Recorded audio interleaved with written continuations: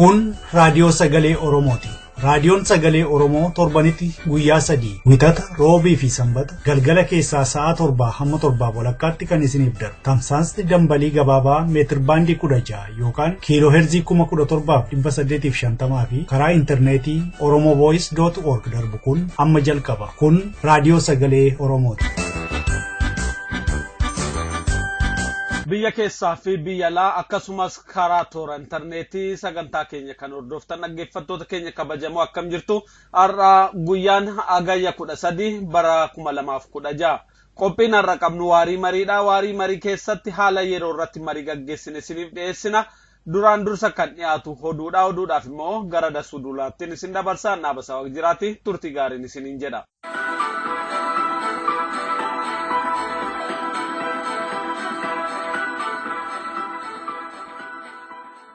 Akka moltan dhaggeeffattoota keenya har'a oduu Dasuu Duulaa sanitti hima.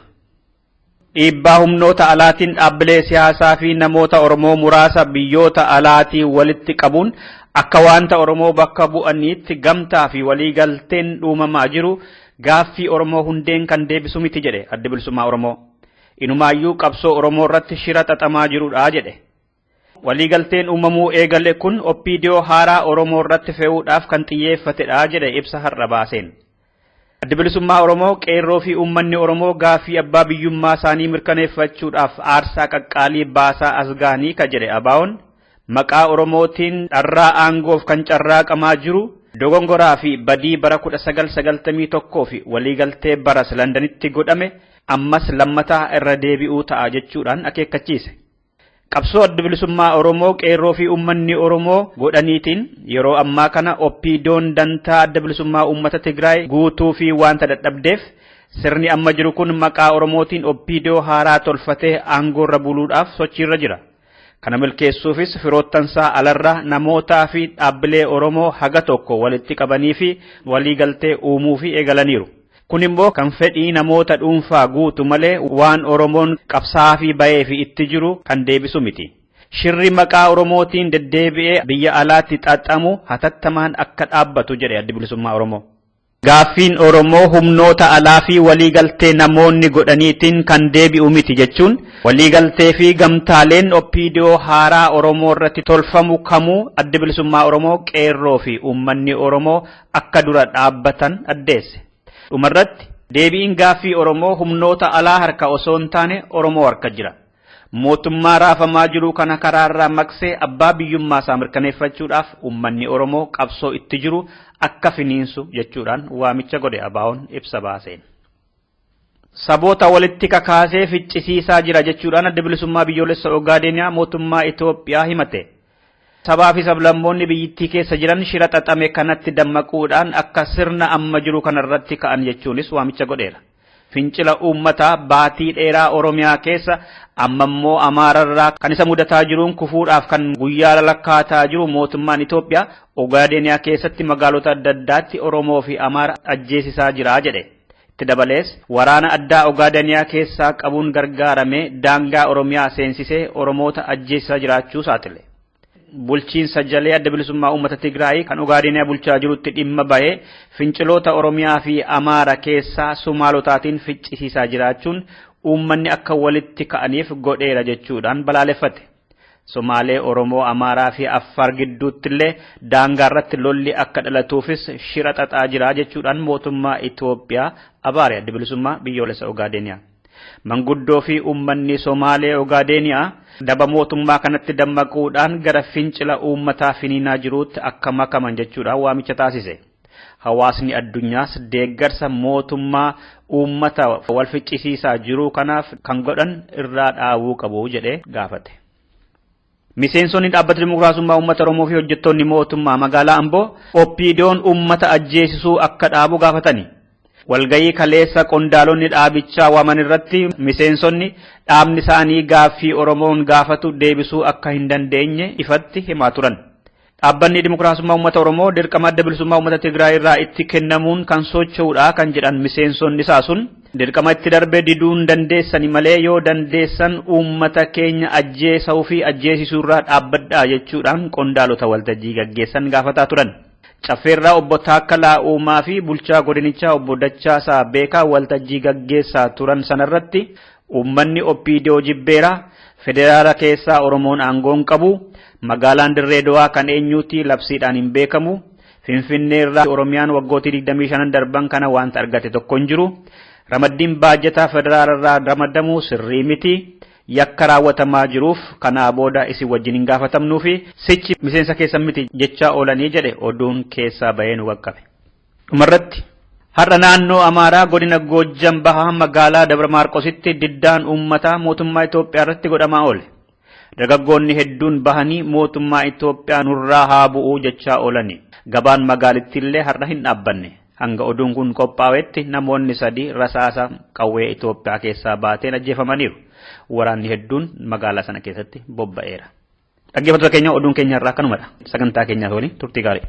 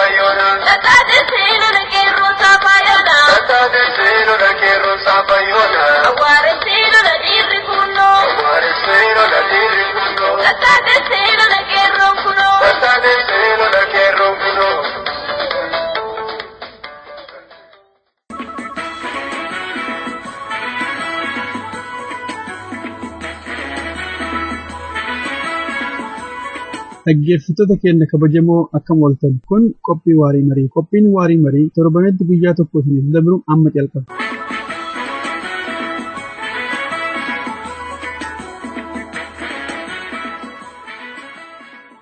Akkam jirtu dhaggeeffattoota keenya kun qophii waarii mariiti. Qophii waarii marii gaafa sanbataa sa'aatii kanatti kan dhiyaatu ka ammaa qabannee jirra. Kanarra si waliin turru Aliyyi Galatoo dhaabasaa waaq jiraaf ana dassuu dulaati kan mari'annoo haala yeroo irrattidha. Maarreen gaxumatti nu waliin turaan affeerraa keenya. Aliyyi waggaa lamaan dura yaadatti kaaftee tokko jira. Naashinaal akkaawuntii Oromoo haa guddifnu ka jedhu tokko. Waan Oromoof Oromummaa mooraa Oromoo gabbisuu danda'u hunduu bakka jirutti wanta danda'e haa gumaachuu. Wayita sana sabboonummaan dabalee qabsoon keenyas finiinee achi hiikna ka jedhu tokko ka'ee isarratti wanti hojjetamee jira karaa sabaa himaalee keenyas haa ta'u kabiraatiin. Mee yaadni sun har'a isarra ga'ee waggaa laaltu waggaa lamaa booda sabboonummaa har'aa fi finciloota har'aa mul'ataniin waliin qabsiifnee ilaalla achirraa kaaname. Baay'ee waan gabbate fakkaata. Waggaa lamadhaa namni qabsoo Oromoo irraa qooda fudhatuu fi ka adda qooda fudhatu baay'ee garaagarummaa guddaa jira. Namni adda ba'ee waan didiqqaatu hin taane haga lubbuu fi kennu maaliif waggaa lamadhaa wanti akkanaa kunniin hin taama jedhee namni baay'ee waa yaadaaru natti fakkaatu adda namni bayeeti lubbuu fi hin deebine tana kenneeti waa Oromoo kana wayyeessuuf deemaara kanarraa ka'ee namni hedduun qabsoo tana wayyeessuuf namni hedduun wareegame namni hedduun biyya baye namni hedduun mana dhaasee namni hedduun himmadaa'e maatii hedduu faca'ee qabeenya hedduutu badee kummartuu wanti ta'ee fi maqaa walitti qabnu kana biyya walitti qabnu kana jireenya keenya qofafoo ka walitti qabnu kana wayyeessuuf jecha kafaltii kafalame jechoo kafaltii kanarraa ka'ee takkafaa warra qara nu tuffatanii likkii singalchinaa akkana singoonaa waan barbaadde singoona jedhan kanniin kasaan arrabni isaanii qajeelee diriireeti Oromoon uummata akkanaati jedhanii afaan ofiitiin deebisanii akkasaan akka biraa qaaqan godhu addunyaa kana keessatti wanti Oromoo miidiyoota addunyaa kana dhagayameeti adda yuunivarsiitota fuulee adda addaa keessatti namoonni akka beekaaran jechuu addunyaa kana keessatti akka mul'ataaru kabiraan namoota Oromoo ka qara shakkii ofirraa qaban ka wanti kunuu hin ta'amu hin ta'u jedhanii jidduu deeman ka takkaa mootummattuu galanii waan mootummaarraa waa argatan kanaan jiraatan kanniin cufasaatu deebiseeti lubbuu itti horu namoota hedduu warra OPDO kaampaanii OPDO keessaa gara qabsoo Oromoo kana dabalu qabsoon kun dargaggootaaf ijoollee callaa hin taane manguddoo haawwati yoo argitan nama umrii waggaa 80 adda posterii san hojjetaniifa ulee adda addaatiif badhaasa namni walii kenna qabsoon daa'imman irraa ga manguddoo bakka tokkotti ka'ee namni akkana deemuun kun naashinaal akkaawuntiin gabbachuu isaa bareeduu isaa boonsuu isaa namni hedduun Oromoo ta'uu irraa gammadu irraa bahee dubbachuu dhaadachuu bayeetammoo qoodarraa fudhachuu uumeeti adda Oromummaa aduun taane biyyi teenya deebuu geettetti bilisa bahuu geenneerra haala jedhu keessa seeneeraa jechuudha. Mooraan Oromoon akkas ta'uun immoo mooraa gama biraan immoo waan godhe mul'ise qabaa laata tuffiirra darbee sodaa galcheedha akka jedhutti deebina gama keetti Aliyyi dhaabasaa egaa inni amma Aliyyiin jedhe kun bara darbee sadaasa 12 kaasee hanga guyyaa har'aatti fincila walirraan dhaabbanne guddaatu godhamaa jira. Asirraa wanta lama mul'iseera jedhu Oromoon ammallee akka sabaatti tokko akka ture ammas akka tokko ta'ee jiru. Gaafiin Oromoo tokko ta'uusaa mul'isaa warri jedhan jiru. Mee fincila amma deemuu kanarraa ciminni mul'ise Oromoon kabiraa jijjiiraa laata maaliif hordofaa turte waan taateefati. Mee finciloota amma godhaman kana baatire salgan kana guutu wanta bu'aa Oromoon argate maayini? Akkuma tuu kaafte maaliyyiinis kan kakaase kan dabalu natti fakkaata maaliif amma namni bakka jiru hundatti Oromiyaa dabalatee jechuudha sagalee tokko waan tokko gaafachaa jiraachuun tokko wal qunnamtii dabaluun alayyuu namni waan barbaadu sanarratti walii galuu isaa agarsiisa kanarra yookaan immoo waan amma mul'aturra waan biyya sanattiin ta'a jedhamee eegamne fa'aa namni harka isaatiin waan gochuu danda'u godhee mul'iseera yoo argiteetta ta'e amma biyyi tokko sabni tokko waan ittiin simbolaayis ta'ee mul'atu keessaa kan akka alaabaa kun jira. Alaabaa bakka hundatti namni inni danda'u hordisiifatee inni kaan harkaan bocatee bakka hundatti qabatanii diina warra jedhanii isaan ajjeemna jedhanii itti deeman dura dhaabbachuun kun kaayyoo tokkoof namni akka of kennee jiru agarsiisaa jechuudha. Bakka hundatti fakkaata. Kana kan deeggarummoo nuti bilisummaa barbaannaa biyya keenya barbaannaa ebelu nun bulchuu ebelu nu waa bulchuu jedhanii dhaaba siyaasaallee waamanii keessumaa akka sagalee isaaniitiin dhaga'amu dhaadannoo irratti bakka hundatti fedhii isaanii agarsiisuun waan dur namni lakki Oromoon kana miti kana barbaada jedhee iddoo adda addaatti jeeqamu kana ifatti mul'iseera. Kanarra yookaan amma waan shanan tokkoon argina amma waan Oromoon amma hiriira amma deemaa jiru kanaan gamtaadhaan godhe akkuma beekamu tokko Oromoon waan ofiisaa barbaadu sagalee tokkoon addunyaatti dhiyeesseera akka mootummaasaa bilisummaasaa barbaadu ifatti jechuudha suma tokko inni kana biraan kan ilaalamu uummata Oromoo waan barbaadu argachuuf wareega kamiyyuu akka hin sodaanne wareega kamiyyuu akka baasu amma lubbuu egaa inni ultimate inni guddaa maximum jedhamee yaadamu lubbuudhaan lubbuusaa kennee wareega waan barbaadu sana argachuudhaaf akka of kenna agarsiiseera jechuudha. Wareega lubbuu nu waan salphaa miti. Kana biraan namni iddoo adda addaatti amma sababa gabrummaan irra tureef iddoo garaagaraatti ciccitee walirraa fagaatee ture. Gaaffii isaa tokko ta'ee si'a tokkotti dhiyeessee waan amma yeroo hundumaa akka wanni taasifamu tokkummaa jedhamu kana si'a tokkotti bakka tokkotti gaaffii wal fakkaataa dhiyeessuudhaan irra deebi'ee mirkaneesseera jechuudha. Saba guddaa tokko ta'e.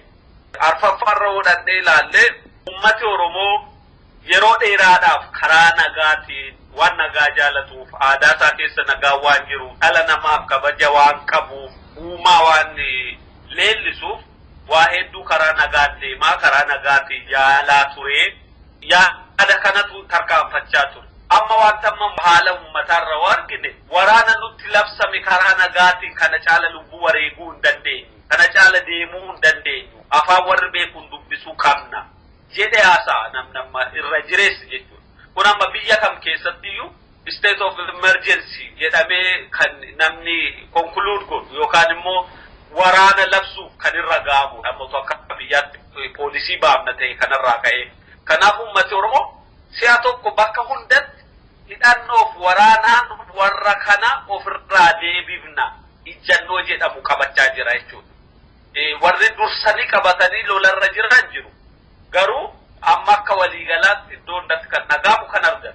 Inni shanaffaa fi guddaan amma arginu immoo kan sila kakka'eeyyuu dabalatee Oromoon hagam qabsoo fi wareegamni haa turuyyuu malee mootummaa Oromoo kan cabe sana deebisee haga ijaaree mootummaa isaa dhaabee mirkaneeffannetti ajjeechaas ta'e hidhaas ta'e doorsisa kamiifiyyuu akka duubatti hin deebifne agarsiise waan kanarraa amma fuunee ilaalle jechuudha. Wantoonni kun waan salphaa miti waan amma nation building warri jedhu keessattoota amma ilaalamu akka salphaattis waan dhufuu miti wareega guddaa gaafateera garuu sadarkaa inni irra ga'e sadarkaa wal abdachuu fi walirratti hirkattee waan kana gochuudha. Kanaaf kana kanattirraa natti mul'ata waan inni amma namni iddoo adda addaa argee nama rakkisaa kanumaan Tole mee sitti immoo booda deebina dhaaba isaanii maaltu immoo mudata qaba yookaan immoo maal fooyyessuu qaba Oromoon qabsoo amma godhaa jiru kana keessatti ka jedhutti deebina. Mee Aliyyee mooraa Oromootiin akkas cimee dhagaa naashinaal akkaawuntii yookaan sabboonummaan Oromoo Oromummaa fi Oromiyaa ijaaruudhaaf wanti guutamuu qabu hammi danda'ame irratti hojjetamee fooyyeenni guddaan akka mul'atedha akka amma jettanitti.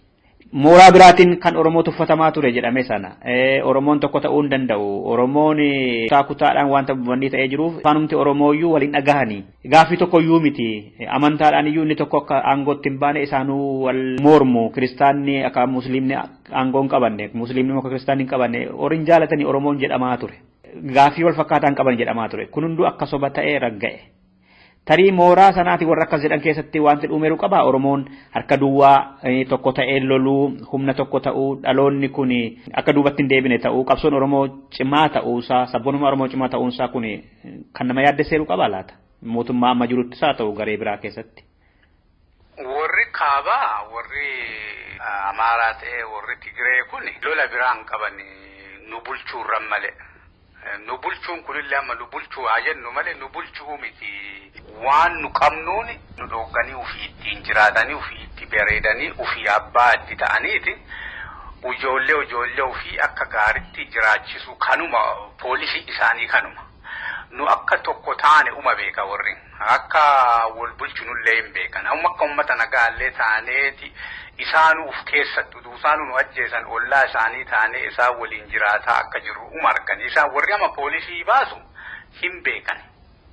Istiraatejii isaan dhimma itti bayan wanti kun nutu dhugaa seeyaa ture malee isaan akka dhugaa hin taane hin beekan. Akka nu tokko taane akka nu waliin loluu dandeenyu yoo nu dhiibanii gaafachiitti garagalle tokko taanee kaaneeti waan kan akka godhuu dandeenyu hin beekani. Isaan amma wanti isaan godhan mala adda addaa baasaniiti amma malli sun akka hojjetaa hin jirre hin argan. Kanaaf amma wayyeessanii akka biraatti dhiyeessan. Galiin isaanii hennaa maraan jijjiiramu. Utu waan jijjiiramu nuuf fakkaata malee galii isaanii hennaa maraa biyya teenna abbaatti ta'anii risoorsii kennaaf itti fayyadamu. Proosesii kana keessatti warra didu warra waa afoo kana dhaabatu hidhuu ajjeesuu biyya ari'u busheessu waan adda addaa godhu ittuma fufan. Kanaaf warri haala jiru waliin deema warra siyaasaati beek. Haala siyaasaa waliin deema haala siyaasaa akkamii waliin deeman yoo amma ati humna ta'aa deemte waa wayii sii kennan. Akkuma nama bee yoo ati jibicha jabaa wayii ati taate utuu ati korma taateeti horii guddaan baafne waa sii kennan jechuudha. Haalli sun maali? Amma Oromoo akkana ka'eefi yoo tana yookiin duuba irratti akkana gooneeti namoota akkanaa xiqqoo mataa laafu maalii godhu kanneen waliin qabneeti waa wayii aangoo wayii kennineeti waan kana waggaa 5 waggaa 6 ofirraa tursinaa yoo kana hin mari'ataadhaan fatama. Maaliif yoo jabaatee dhufe jara buqqisee uummanni Oromoo biyya ofii qabaachuu waan danda'uufi yeroo inni amma aaree lolee ka'ee waan kana godhataaru waa wayii argite jala buufnee jiraami waa inni gaafataaru kanneen keessa amma waan dhaadannoo isaan hiriira irratti dubbatan kanneen keessa akkana kanneen kan umiidhuu hin dandeenye kan isaanii humna horuu hin dandeenye kanneen waa akkanaa goone isaan keessaallee nama Oromoo nama aangotta jamu warra waa adda addaa godhu kanneen ufi edaanee hin bulbahannaa wanti amma dhufaaru kun guddaa bulfanneeti haga waggaa 3-4 ammoo waan biraa irra hojjanneeti humna keenya bakka deebifna jedhanii yoo tan istiraatiijii adda addaa uma godhaan jarri hennaa maraa hin beeka waan deemuuf kana qabeenya harkaa qabanii mootummaa addunyaatti walii hidhanii mala gaafatanii waan adda addaa godhanii haala nutti qunnamnuun kanallee odeeffannoo hin kennaaf warri alaa kunneen. Kanaaf warri hennaa maraa haga danda'ametti lafarraa nu balleessu yoo dadhaban ammoo akka nu humna godhanne godhu yoo nu dinne ammoo humna godhanne haga humna kennaatiin gatiisan nuu kennaniiti ugurin nu qabu haga keessaa deebanii nu dadhabsiisaniif. Garuu sunniin waa itti malkaan natti fakkaatu uummanni Oromoo gaafiin isaa biyya kiyya naa deebisii ofii bulchaa. Sun ammoo isaan irraan dhufu Oromootu fidachuu qabaa jechuudha. Jechuun wanti kenna bee jara irratti dhaan qabu. Maaliif jarri kanurra taa'uu danda'u yoo nu jalaa gajjenne calla. Namni beektaa sirra fe'amu tokko hayyama namticha baadhateeru sanii callaan sirra taa'a. Namichi jala taa'ee namicha baadhateeru ammoo hayyama namarra taa'eeru san hin barbaadu. Ammaluu mootummaa keenya ijaarannee biyya ta'uufi hayyama mootummaa kanaan hin barbaachisu. Mootummaan kun ammoo nurra taa'uuf ammoo hayyama keenya malee nurra taa'ee hin danda'u. Nu namarra taa'uuf deemaan jirru biyya keenya deeffachuuf waan deemaa jirru jecha. Kanaaf rakkoon illee ka jirtu Oromoo bira hiikaan illee ka jirtu Oromoo bira. Akkamitti rakkoo amma harkaa isa qabu keessa rakkoolee jirtu adda baafachuu qaba walitti dha'uun qabu wanti gadi hin deebina rakkinni jiru maal inni fallisaa maal ta'uu qabutti hin deebina galatoo marii dhaggeeffattoota keenya mariirra jirra qophii waarii marii alii galatoo dhaabasaa waaq jiraaf dassuu duulaati kun raadiyoo sagalee Oromooti dhaabasaa ilama akkuma durtee qabxiilee gurguddoo 5 kaafteetta ifannoolee yeroo gabaabduu keessatti Oromoon argataa jiru as keessatti wanti fooyya'uu qabu yookaan wanti otoo fooyyamanii daran qabsoo kana jabeessuu danda'ama kan jedhamu kan hubatteetu jira.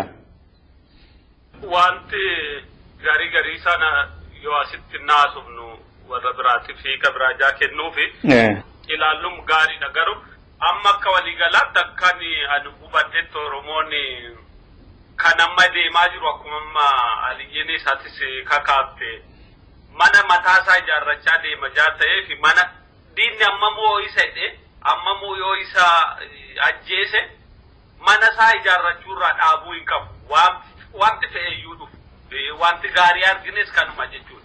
Isaan kan adda addaatiin gufachiisanii tursiisuu waan akkasiidha kan deemanii Oromoon yoo danda'e dursee waan diinni jalaa qabatu sana qopheeffachuun gaariidha. Amma iddoo baay'eetti akka arginu manguddoonni ba'anii warra nama ajjeesu warra nama miidhu lagadhaa irraa of kutaa qabsoorraan deebi'inaa jedhanii ilmaan isaanii qabsoo bilisummaa Oromoof lafa Oromoof mirga Oromoof wareega lubbuu kennan kabajaan baay'ee waalaa jiru kabajaan horii buusanii siidaaf dhaabaafii jiru kabajaan achitti waadaa walii galanii deebi'anii galaa jiru isaan kun maa'inni waan eegere hojjetamuuf hundee ta'u jechuudha. Kanaaf boru siftaanis akkuma Oromoon jabaatee dhiibaa jiru diinni waan adda addaa kanarratti fudhachuuf ijaa deemuufi maatii wareegamtootaa kana tiksuu dabalatee nama amma wareegame nama amma miidhame kana yaadachuu dabalatee nama wal'aanamuu qabu wal'aanuu dabalatee Oromoon akkuma dur walirratti hirkate sana tolfachuu qaba.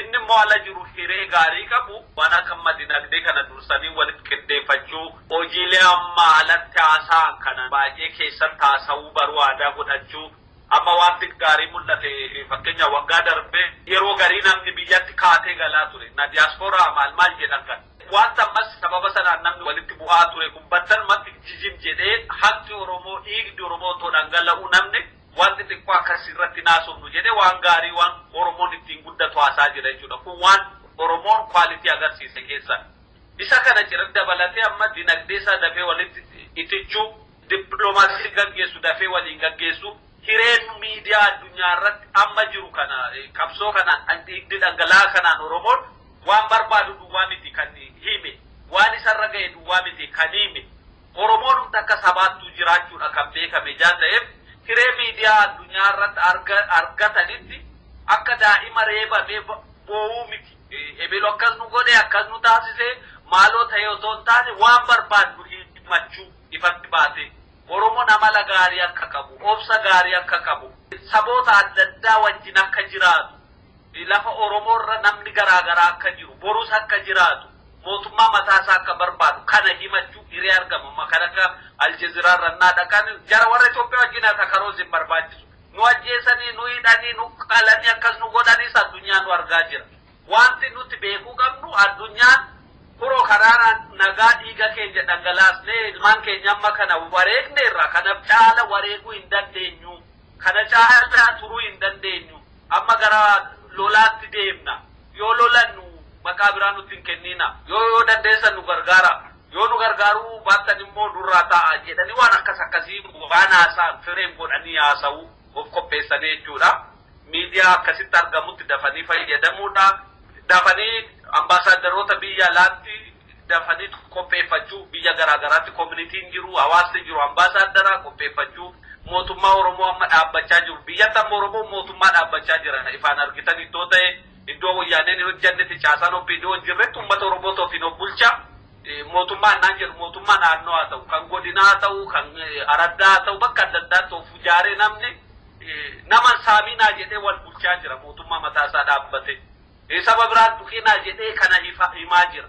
Isaan amma mootummooletti xiqqaa bakka adda addaatti ijaaraman kana mootummaa naashinaal ta'e, mootummaa Oromiyaa ta'e akka dhufutti adeemu.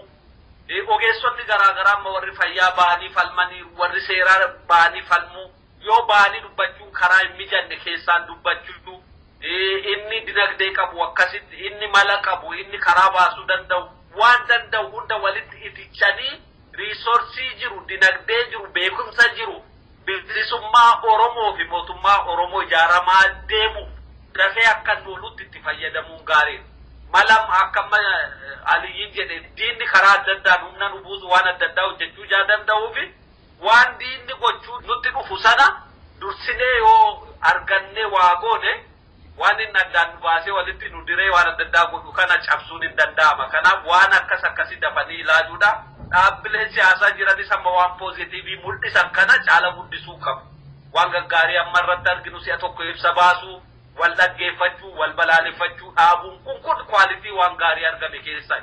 Isa kana immoo haasaan duwwaa otoo hin taane hojii hojjechuu dafanii dirqama ofii ba'uu nama biraa eeguurra warri tokko hojjate qaawwa jiru dafanii cufuu waan akkasii yoo dafame irratti hojjetame sabni kun dafee kan waan barbaade bira ga'u ta'uu wareega guddaa nu gaafatullee hir'isuu akka danda'u natti mul'ata.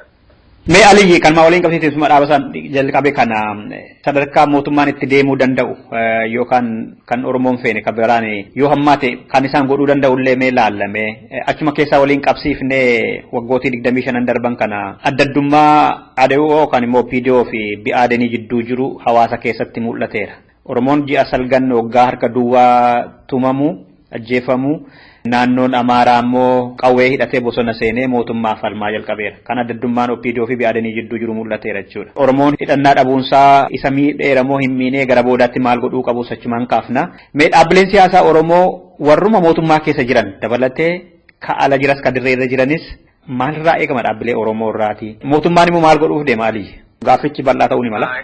Mootummaa wanti inni godhu wanti qajeela beekamu mootummaan kun waan barbaachise mara godheeti aangoo irra turuu barbaada. Warra aangoo isaa kana hin tuqa jedhee shakku yookaan immoo ifa baheetti waan kanneen tuqu warra isa keessa jiru ta'e warra raasaa ta'e dhaaba siyaasaa ta'e tarkaanfiitti fudhata. Maaliif sodaa aangoo isaa kana warra tuqu jechuudha. Adaduma qabsoo Oromoo isiin jabaataa deemtuun akka nama du'uuti itti jabaata. Wanti amma mootummaan kun godhu ajjechaa ta'u miidhaan inni godhu baay'eetti jabaataa deema. Dhaggeeffattoota keenya marii eegallee hin xumuramne. Qophii keenya itti aanu keessatti kan eegalle kana qabannee deebina. Waan nu caqastaniif horaa bulaa.